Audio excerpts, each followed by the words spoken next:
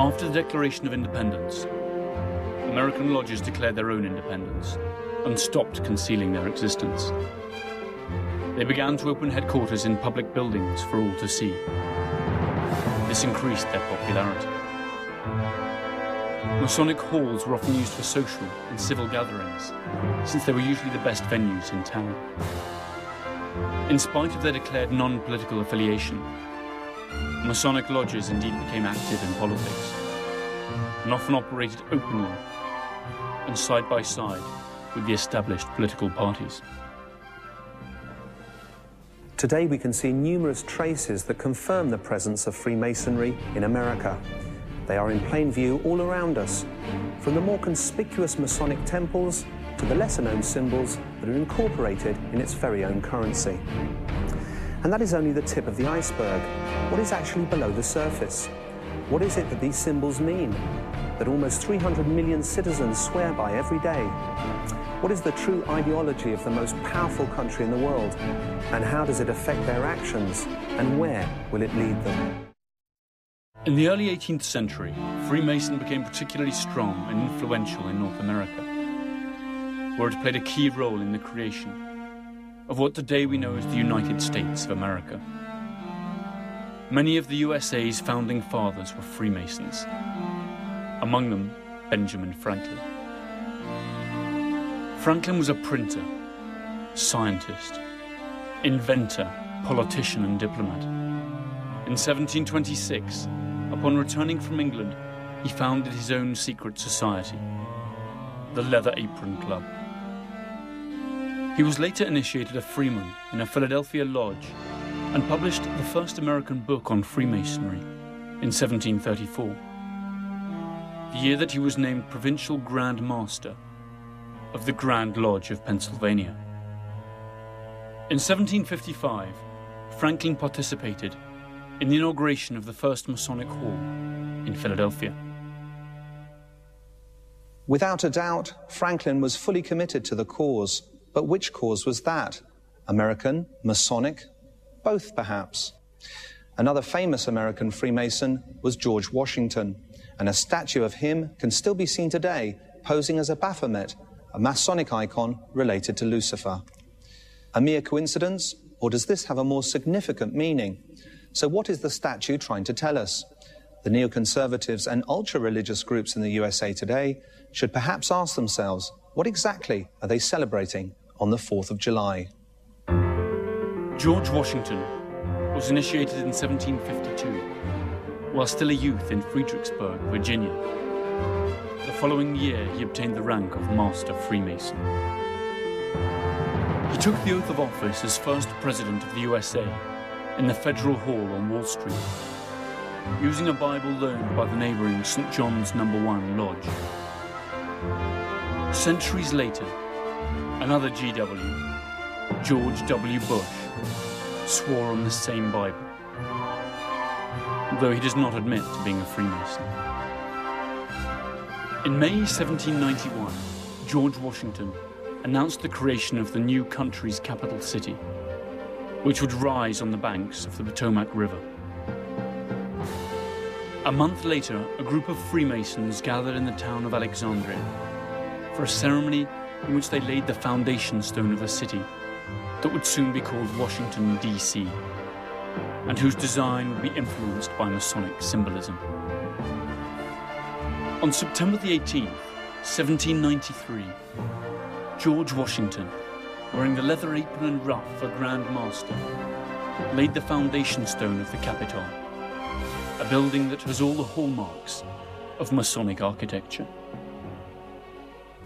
The capital of the United States of America is perhaps the city with the most symbolism in the world. The design of its buildings, statues and monuments are true to the Freemason principles upon which the city was founded. The first blueprints of the Capitol were drawn up in August 1791 by French engineer Pierre-Charles L'Enfant. L'Enfant worked together with the American civil engineer and astronomer Andrew Ellicott, who charted the land in 1790 under the directions of Thomas Jefferson and George Washington. Except for Jefferson, they were all Freemasons.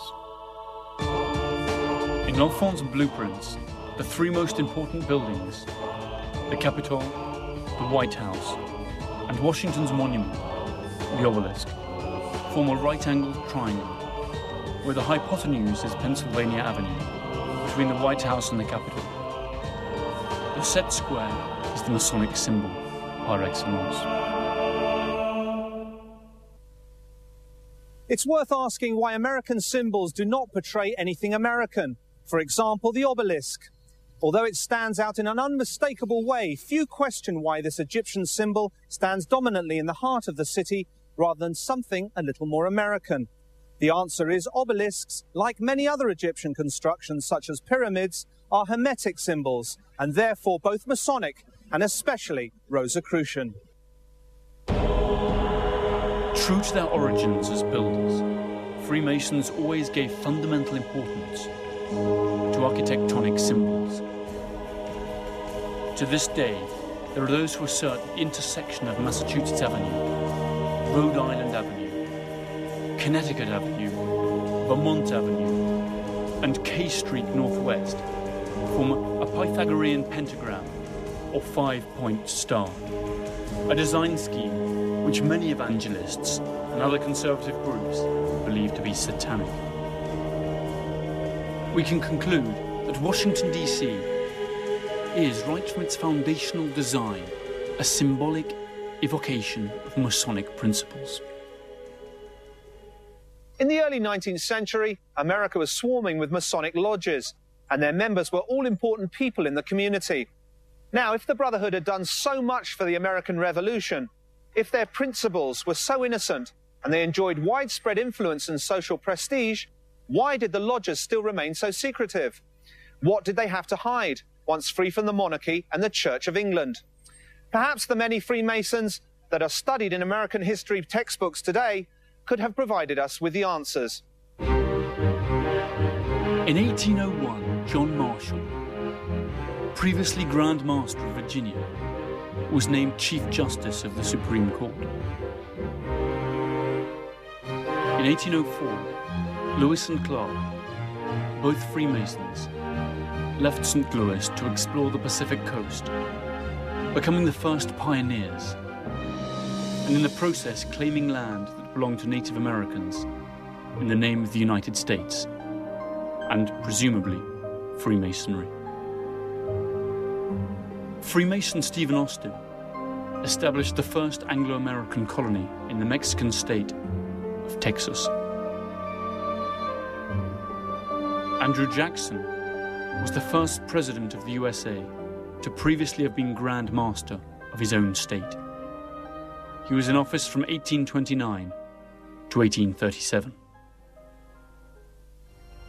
However, in this, its most active period, Freemasonry was infiltrated by a sect who had disturbing objectives, the Illuminati of Bavaria, who were, or still are, a mysterious organization who are capable of infiltrating one of the oldest brotherhoods in the world to manipulate it for their own needs. Freemasonry was undoubtedly the starting point for many of the most progressive ideas of the 18th century.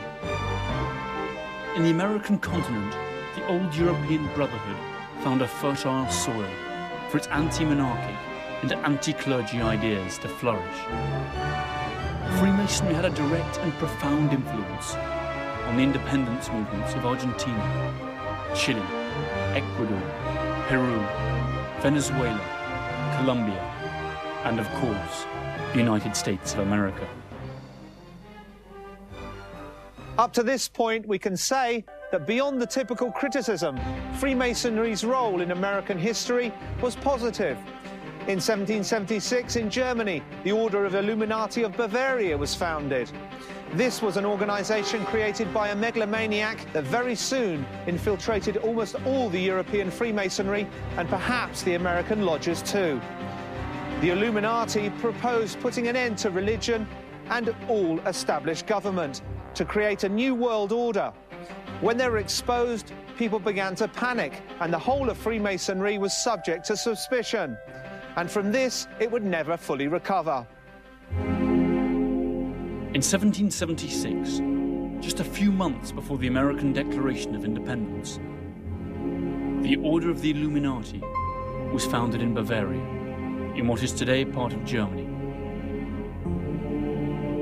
Their founder and driving force was Adam Weishaupt, an eccentric idealist and a true megalomaniac, who, inspired by the ideas of Rousseau, went in a quest to satisfy his own vaulting ambitions.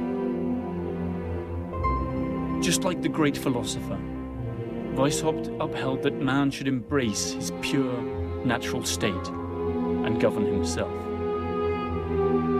But unlike Rousseau, Weishaupt advocated the dissolution of the state, the abolition of private property, and the banning of all religions.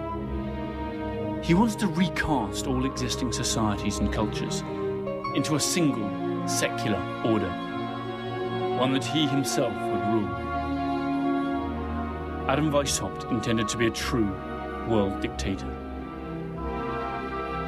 The Order of the Illuminati spread throughout Europe and grew strong among Freemasons and the nobility until they were eventually discovered and their ambitions thwarted, or so it was believed at the time. However, it is suspected that years later, the French Revolution and its subsequent phase of terror were carefully staged and managed by the Illuminati. In 1798, their presence was reported in America, causing the infamous New England Illuminati panic. If, since 1776, the Illuminati had infiltrated Freemasonry, one could ask how many of the founding fathers were Illuminati as well as being Freemasons. This possibility was perfect ammunition for the enemies of Freemasonry. With the Declaration of Independence, the United States established freedom of worship. The religious and conservative sectors were furious, and an anti-Masonic campaign was soon up and running. The New England Illuminati panic could have been a manufactured propaganda campaign designed to nullify the actions of the founding fathers, or it could have been genuine. The fact remains that John Adams, the second President of the United States, designated May the 9th as a day of fasting and worship to implore the heavens' mercy and blessing for the imperiled nation. After this statement from Adams, the paranoia of the Illuminati became hysteria. The prestigious Reverend Jedediah Morse of Boston devoted 3 months of sermons to condemn what he called a conspiracy to attack the true religion and liberty. He held the Illuminati responsible of attempting to destroy the system, unleash chaos, and take control of the world. Morse based his theories on those of Scottish Freemason John Robison, who maintained that the Illuminati, who attacked thrones and altars, had already established themselves in the United States. Morse's sermons, along with the wide circulation of Robison's books and those of Abbot Augustin Barruel, stoked the hysteria and provoked sensationalist newspaper stories. In the end, no hard evidence of an Illuminati conspiracy could ever be found. However, there is one curious fact. Thomas Jefferson himself, one of the founding fathers of the new nation, defended the Illuminati in writing. From that moment on, he would be accused himself of being one of the infiltrators in America. After reading one of the books by Barruel, Jefferson wrote a letter to Bishop Madison, saying that Adam Weishaupt believes in the indefinite perfectibility of man. He thinks that he may in time be rendered so perfect that he will be able to govern himself in every circumstance so as to injure none, to do all the good he can, to leave government no occasion to exercise their powers over him, and of course, to render political government useless. This, you know, is not far removed from our own ideals.